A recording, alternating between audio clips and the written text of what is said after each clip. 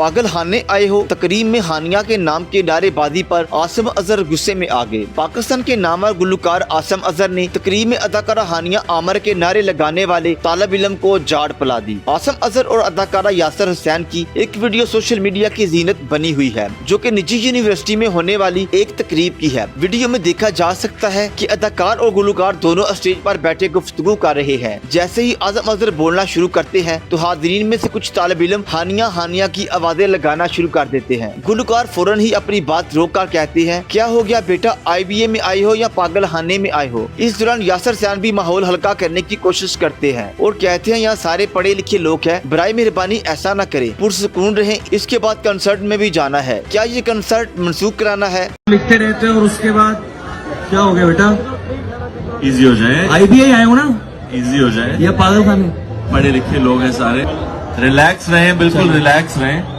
Concert में भी जाना है इसके बाद। वाज़ेह है कि 2019 में खबरें सामने आई थी कि आसिम अजहर और हानिया आमर एक दूसरे को डेट कर रहे थे, लेकिन बाद में उन्होंने 2020 में वाज़ेह किया कि वो सिर्फ दोस्त है। बाद 2022 में आसिम अजहर ने मॉडल और अदाकारा मीरब अली से मंगनी कर ली थी।